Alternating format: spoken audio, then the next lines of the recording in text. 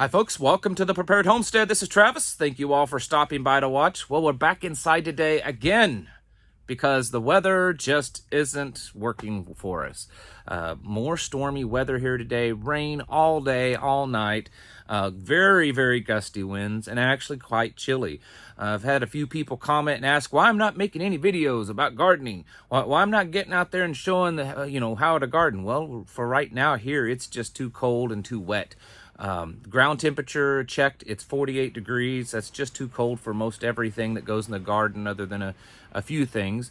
And our garden right now is basically a swamp because of all the rain. And they're calling for 4+ inches of snow over the snow. Wow, that would be bad. 4+ inches of rain over the next 24 to 36 hours. So it's just gonna be like that for a while, and that's just how it is around here. So the gardening, planting kind of videos will eventually happen. I just gotta get the outside weather to kind of work with us on that. I do want to talk about something today that I haven't talked about in a little while. Some of you I don't think want to hear about it. I think you're just tired of it. It's just don't want to hear it. Others do. Others are really concerned with it. And I do think it's something to be concerned with. I think it's something that we need to keep our eyes on because stuff is happening. I don't think it's all just a distraction. I think that it is part of this big global plan. And that is just what's happening on a global stage between Russia and Ukraine and China and Taiwan and Israel and the Middle East and all kinds of stuff like that, because it just seems like the global tensions are building, and it's like everyone knows that we're involved in kind of a global Cold War right now, and it's almost like that everyone knows that a hot war is coming. They're just kind of biding their time and dragging it out as long as they can to get each country ready. I don't know. Maybe I'm just, off on that. But that is what it kind of feels like. Now, we've been talking about food and supply chains and that kind of stuff, and that's all directly tied to this. It is, and it's all really important. And for those of you that are still stocking up, and all of you should be doing that, if you're looking for some emergency food, the freeze-dried food in buckets, you can go to preparewithtravis.com. I work with My Patriot Supply, and they produce some really excellent quality stuff at a pretty reasonable price, especially considering inflation and how a lot of these emergency companies are having to, increase their price of their stuff because everything's going up. But preparewithtravis.com, and you can still find some pretty good deals there. But today we're going to shift, and we're going to talk about global conflicts and the potential threats of World War III and the potential threats of nuclear war and all this kind of stuff. Now, we have to be careful anymore because, once again, in case you haven't heard, YouTube has issued a new ruling, basically, on talking about, what's going on in Eastern Europe. And we have to be careful. They don't want any, misinformation getting spread around. So I have to use my words carefully, kind of like we did when, so maybe eventually we may even have to come up with code words and hand signals, okay? But anyways, I do have some notes. I don't do this very often. A lot of times most of the time I just go off the cuff. Sometimes I have a few notes. But it's because there's just a lot. There's just a lot in the news. And I think a lot of it is very connected. It's connected in the way that we're seeing the global superpowers taking positions, okay? Just a few weeks back, if you remember the little clip of Joe Biden saying the New World Order. Remember he used that phrase? Well, it wasn't just that he used that phrase. If you listen to him, he said there's a new world order coming. And we want to be the top dog in that, okay? Well, China has said similar type of things over the last few years, that they believe that they're in a battle for domination in the New World Order. And that's what we're seeing. We're seeing these battle lines being drawn of the West versus the East. And, I'm not saying that World War III is going to start tomorrow or next week or even next month. But I think, and I've said this many times, the actions that are happening right now are setting the stage for World War III, okay? When that's going to happen, there's a lot of people that try to predict that. I don't know. I don't think it's a long way off. I really don't. But I could be wrong on that. But I'm very confident in what we're seeing happen right now. Not just between Russia and Ukraine. That's certainly a big part of it because that's in the, the forefront. But, China and Taiwan and India and Israel and Iran and so on and so forth. I mean, there's just a lot of it. The chessboard is being set up, okay? When the game starts, I mean, some say it already has. It definitely has in a cold sense, but when the game gets full on, heated conflict, I don't know, but I think it's coming. Let's start off with China. Some of this you may already know. Some of you may not. This one isn't so much of a breaking news. It's just that it's, finally being talked about. China is developing nuclear arsenal for global domination. Experts say they have finally come to the conclusion that China, its nuclear arsenal, and the fact that they are ever increasing. The article talks about how that they are really kind of putting a lot of intensity into building up their nuclear arsenal, and it's for world domination, basically. Not that that's a big surprise. China, the defense minister of China, also sent a message, or told our defense secretary, the Pentagon defense secretary, said that Taiwan is part of China, and no one can change that. Under no circumstances will that change. Taiwan is part of China, is what Chinese defense minister said, and you're not gonna change that. There's nothing you can do. They are ours, and you're not going to take them away. Very thinly veiled little threat there. And so things are heating up. Of course, they're heating up in Taiwan so much that the news media this morning in Taiwan made a breaking news announcement, which caused a lot of panic that China was invading Taiwan at that moment. They were saying that missiles were being lobbed into Taiwan, and it created a panic for a while until they finally were able to get their story straight and say, oh, wait a minute, we made a mistake. That's not true. They claim that it was just a human error, that they were supposed to be talking about some training drills, and it was somehow misconstrued as an actual full-on invasion. I don't know how that happens. That seems a little far-fetched for me to believe, but I do know this, that there have been times, and I'm going to put my little tinfoil hat on for a while. There have been times in past that the media announces something and then says, oops, that was a mistake. Sorry, we messed up. We didn't mean to do that. And then a short time after, that actual event actually happens. Not saying that's what's going on here, but it just is strange that they made this announcement and then the story behind it. Anyways, also, and this isn't just about China, this is also about Israel, and it's a big part about the U.S. dollar. We all know that the U.S. dollar is losing its value, and it's losing its footing on a global stage. And that's a big part of what all this global conflict is connected to, is that the U.S. dollar, they want it to remove it from as the petrodollar, as the global reserve dollar. And Israel is now increasing their reserves, their money, in Chinese yuan, and they're decreasing what their holdings are in U.S. dollars. They haven't dumped the U.S. dollar, and they haven't thrown it all into the yuan. And I don't think any country in their right mind probably would do that anyways. They like to diversify. It's just like when you go to invest and you go to your investment guru person. You don't throw all your money into one stock. You diversify, right? And so that's what they've done, except they're tipping the scale away from putting so much into the dollar and putting into the yuan, because they're hedging their bets. I mean, that the dollar is kind of losing its strength. And I think that's a pretty good sign, because obviously, Israel is a very close ally, or we are their closest ally. I mean, we are their closest defender as a nation. And here they are moving money over to China, investing into China. And then let's switch gears to Russia, because this all plays out and is connected. Russia, as many of you know, they tested one of their largest intercontinental ballistic missiles. That's kind of a mouthful to say fast. And their claim is that this is one of those kind of stealthy missiles. It goes really fast and it can't be taken out. That's their claim, that that we don't have the technology to defend against this kind of a missile. And when they did this missile test, they basically said something to the effect of, America, you need to take notice of this. This should make you think.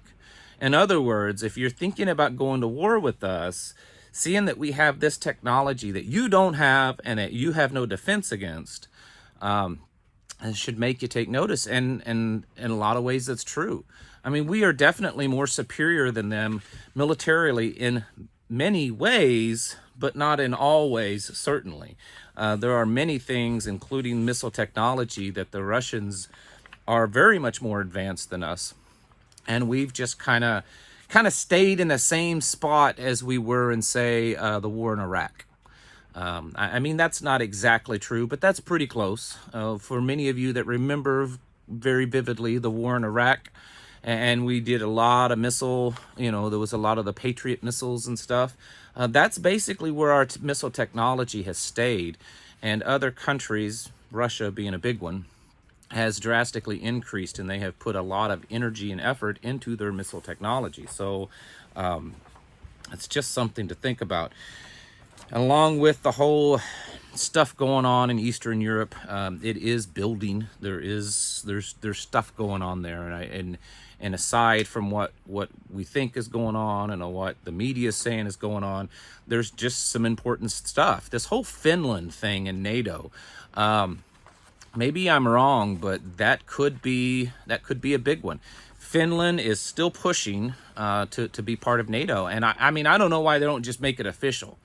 The Finnish government want it, the Finnish people want it, according to what they're saying, and then NATO is saying, yeah, we're cool with that. We'll welcome you with open and loving arms.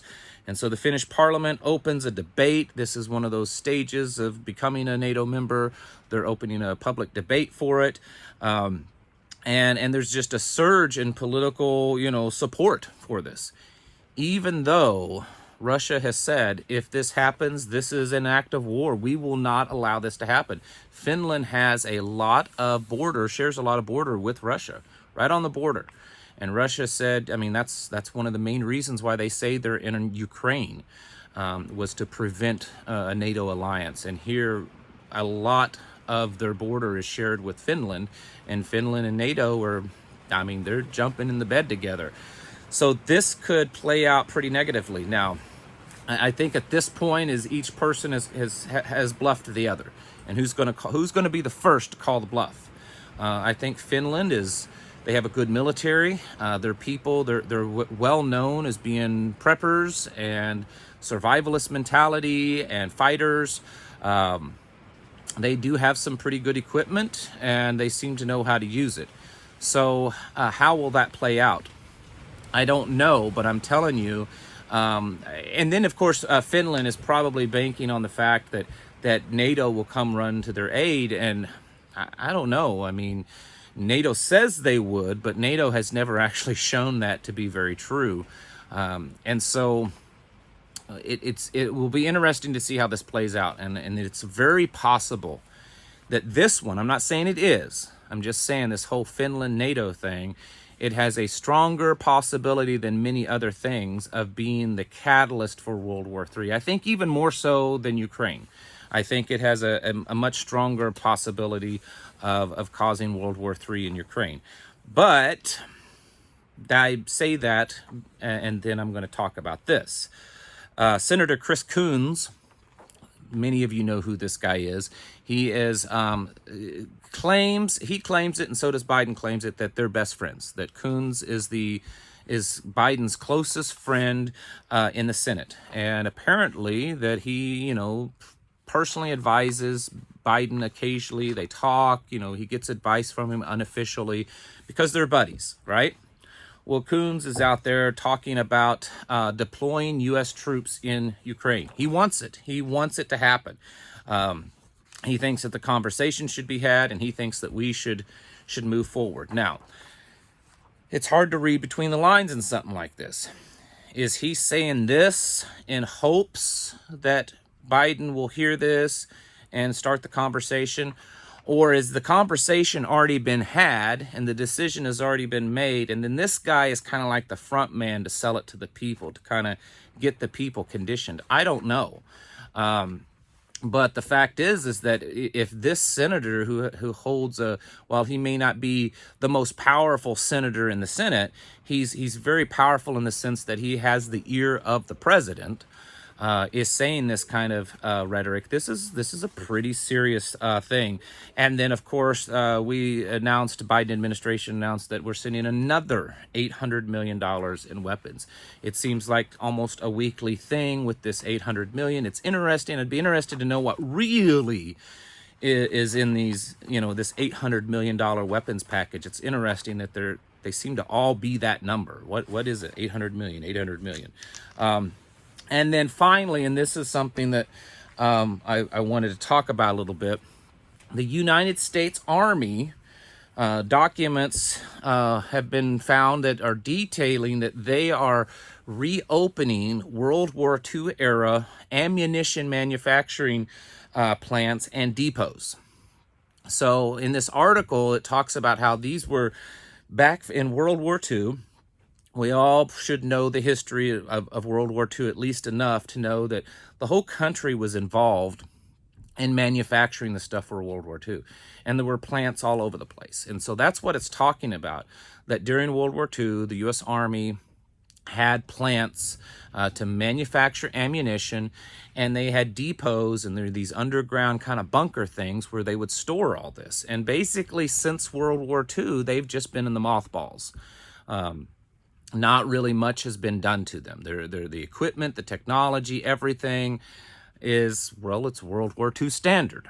And so apparently the order has been given to go in and quickly renovate those things and get them back up and running. I mean, this is like 70-plus-year-old stuff that,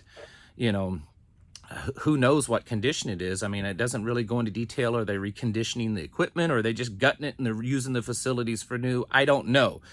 But the point is that all of a sudden, the U.S. military feels the need to open these plants so that they can start producing a lot more ammunition. I mean, most of the military's ammunition, at least small arms ammunition, is produced by the private industry under contract. But this is talking about the U.S. military themselves manning these facilities that, again, have been under mothballs for decades. And no one's really talking about it. The government's not talking about it. The news media is not talking about it. But there's no other logical reason that I can think of that they would do this other than they believe that there's a very likely chance that they're going to need them in the coming time period for war. If they're planning on a very long drawn out war, I mean, we all have heard the stories of the stockpiles that the U.S. military has in ammunition, but if there was a long drawn out world war, it really wouldn't take that long to go through those stockpiles, especially wars on multiple fronts. So is that what they're doing? I mean, I know that seems to be the first and easiest answer, but honestly, I don't know if that there's any other, logical answer that they would do this, and do this with what appears to be kind of some urgency to get these up and running. So again, I don't want to get on here and start terrifying everyone that World War III is happening, or that, we're going to get struck by the Russians, but things are certainly moving in that direction. And whether or not it's distraction, whether or not it's part of the plan, whether or not it's going to happen or not, I mean, I don't think anyone can honestly say, but what we can just tell you is, and talk about, is that it certainly is looking that direction. And I don't think it's wise to just disregard it and to say, there's no chance of that happening. Well, we've said how many things that's happened in the last 2.5 years that just before that, or just a few years ago, we would have said, there's no chance of that happening. And yet it did happen. So, I mean, there were plenty of people just days and hours before Russia invaded Ukraine saying it's not going to happen. There's no chance. They're just bluffing. And then they did. So certainly keep your eyes on all this, folks. Maybe you shouldn't be losing sleep over it, but you should certainly be aware of it because it will affect us, and it's going to affect a lot of things. Keep prepping up, folks. Get your houses in order. Prepare yourselves mentally, physically, and spiritually. Thank you for watching. I'll catch you in the next video.